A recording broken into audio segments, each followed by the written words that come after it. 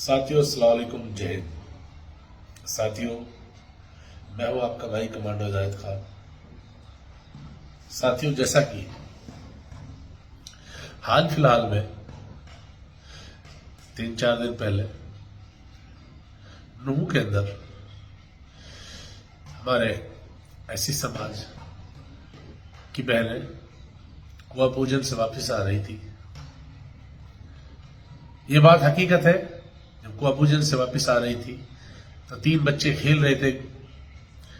मदरसे की छुट्टी थी, बृहस्पतिवार था, क्योंकि जुमेरात की आधी छुट्टी होती है और जुमे की फुल छुट्टी होती है। स्टाफ भी नहीं था, बच्चे अलग अलग गांवों से थे, एक कोट से था, एक खेड़ा से, एक बाहर से था। बच्चे की उम्र एक की करीबन 8 साल 9 साल बताई जा रही है और एक की 11 और एक की 12।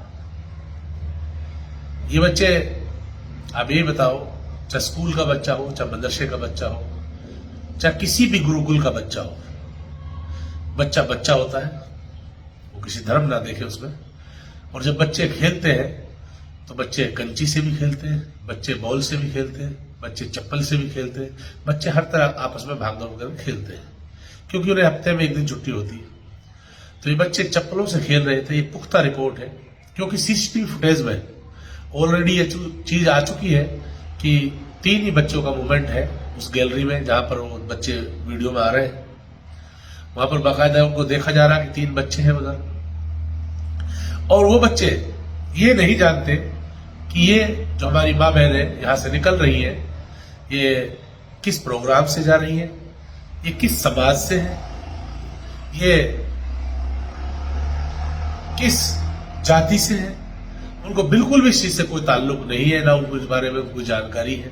ये आप भी समझ सकते हो, 8-9 साल के बच्चे को क्या पता, जो बाहर का गांव, दूसरे कोर्ट से बच्चा हो, दूर से बच्चा हो, उसको क्या पता नूह में ये किस समाज का, किस जाति का ये प्रोग्राम है, ये जा रहा है यहां से। और उसको क्या पता ये हमारे बढ़िया समाज है, ये हमारा पंजाबी समाज है, ये हमारा जैन समाज है, ये हमारा एससी समाज है, ये हमारा वाल्मीकि समाज है।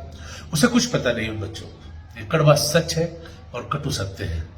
साथियों, वो चप्पल चली जाती है हमारी माँ बहनों के वहां पर, कलश में जा लगती है, तो उनको ऐसा लगता है कि कोई पत्थर आया है, कुछ किसी ने हम पे कुछ फेंका है। तो जब आवाज होती है, इस तरह का मैसेज जाता है, तो वहां पर क्राउड इकट्ठी हो जाती है, भीड़ इकट्ठी होती है। भीड़ उसको दूसरा रूप दे देती है। साथियों, क्योंकि हाल फिलहाल 31 जुलाई 3 महीने पहले की घटना है, जिससे हमारे इलाके में काफी बदनामी हुई थी और हमारे इलाके को पूरी तरह बदनाम किया गया था बड़े लेवल पर। और उस भाईचारे में जो दरार पड़ी हुई थी, कहीं ना कहीं उसका गुस्सा इस रूप में लोगों ने उसको आगे बढ़ाया। साथियों, कुछ लोगों ने उसको हिंदू मुस्लिम रंग देना चाहा, लेकिन मौके पर पुलिस पहुंची। मौके पर पुलिस पहुंचकर खुद एसपी साहब मौके पर पहुंचे, बड़े अधिकारी एसडीएम, सिटी एसएचओ फौरन वहां पहुंचे, 112 की कॉल भी पहुंची। साथियों, सारा ही खेल सबके समझ में आ रहा है। सर, समाज के लोग पूरी तरह समझ रहे हैं। ऐसा नहीं है हमारे लोग हिंदू भाई नहीं समझ रहे, हमारे सब समझ रहे हैं, हमारे मुस्लिम भाई भी समझ रहे हैं। लेकिन कहीं ना कहीं हमारे बीच नफरत फैलाने की कोशिश की जा रही है। साथियों, हमारा मेवात जैसा भाईचारा पूरी दुनिया के अंदर नहीं। तो साथियों, जब एक मकतबी नहीं, पूरे मेवात का बड़ा आलिम मौलाना मुफ्ती जाहिद साहब माफी मांगते हैं समाज से, मीडिया के सामने रूबरू होकर, और बाकायदा माफी मांगते हैं, कहते हैं कि अब तो चाहे जाने में हो गई, चाहे अनजाने में हो गई, ये चप्पल जैसे भी चली गई, लेकिन माफी चाहते हैं। साथियों, माफी तलाफी, बड़े बड़े झगड़ों में भी माफी तलाफी होती है। साथियों, उसके बाद सुबह का टाइम दिया जाता है, भाईचारे को लेकर इकट्ठा बैठते हैं। इकट्ठा बैठकर उस समय लोगों को और रोटी सेकने का मौका मिल जाता है। साथियों, हो सकता था उसको रात में ही बात खत्म हो सकती थी माफी के बाद, क्योंकि सर्व समाज के लोग, बुद्धिजीवी लोग समझते हैं कि अनजाने में गलती हो गई है। गलती तो हुई है, इसमें कोई शक नहीं है, लेकिन बच्चों से हुई है, नादान है, नाबालिग है, उनको कुछ नहीं पता एक्चुअल में, ना उनकी कोई मनसा। क्यों? मनसा होती तो उनके साथ कोई ना कोई और भी बड़ा आदमी ऐसा होता जो पथराव करता या कुछ हरकत करता, या कोई पत्थर रिएक्ट किया जाता।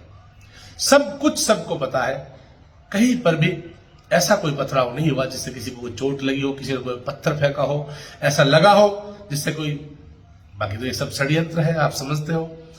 क्योंकि कुछ लोगों को इसमें मसाला मिला कि हमारे भाईचारे को, हमें भी उत्तर प्रदेश की तर्ज पे, हमारे दूसरे राज्यों की तर्ज पे हमारे यहां भी नफरत फैलाई जा रही है। साथियों, मैं पूरे सर्व समाज से, सभी धर्मों से मैं गुजारिश करता हूं, हम एक हैं, एक थे और एक रहेंगे इंशाअल्लाह। रही बात इस नफरत की, इस नफरत को इतना ना फैलाओ कि लोग हमारे भाईचारे को बुरी तरह बर्बाद कर दें, फिर अफसोस, फिर कुछ बचेगा नहीं साथियों, फिर मोहब्बत जोड़ना बहुत मुश्किल हो जाएगा साथियों। आज भी हमारा विश्वास आप लोगों पर है, आपका विश्वास हम पर है। 99% ऐसा ही है। 1% जो लोग सियासत की रोटी सेकना चाहते हैं, जो गंदी राजनीति करना चाहते हैं, वो लोग हमारे इस मेवात को पसंद नहीं करते।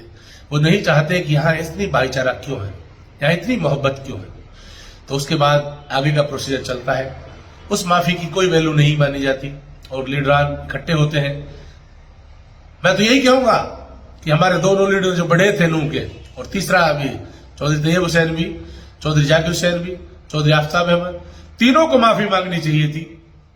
जब हमारे आलिम ने मांगी, कोई बात नहीं, इनको भी मांगनी चाहिए थी। उसके बाद और थोड़ा इनको देखा, मतलब ये चीज समझ में आती कि अब तुम्हारे लीडरों ने भी माफी मांग ली। साथियों,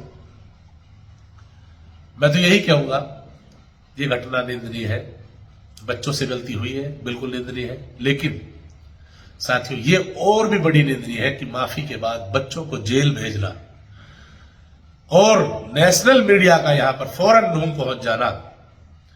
जिस तरह नेशनल मीडिया यहां पर आई, नेशनल मीडिया आकर उनको देश का जवान शहीद होता है, उसे भी ढंग से नहीं दिखाते ये लोग। छत्तीसगढ़, झारखंड आए दिन नक्सलाइट हमले होते हैं, उनको नहीं दिखाते, उनके परिवार के दुख नहीं बांटते। ये दिन निकलते ही अगला दिन सुबह पूरी नेशनल मीडिया नूह पहुंच गई साथियों। बड़ी बड़ी डिबेट चलने लगी, बड़े लेवल पर हमारे मेवात को बदनाम किया जा रहा है। साथियों, इसमें हमारे सर्वधर्म, पूरे सर्व समाज का नुकसान है। साथियों, एक कड़वा सच है, एक कटु सत्य है, क्योंकि एक आपके सामने जो बात रख रहा है, ये रिटायर्ड फोर्स का जवान हिदायत खान कमांडो रख रहा है, क्योंकि हम फोर्स की नौकरी की है, हम जानते हैं देशभक्ति की भावना, आपसी मोहब्बत की भावना, भाईचारा। साथियों, गुमराह ना हो, प्लीज, हाथ जोड़ के मेरी गुजारिश है आप सभी से, रिक्वेस्ट है, हम्बल रिक्वेस्ट है, आप किसी भी हाल में गुमराह ना हो।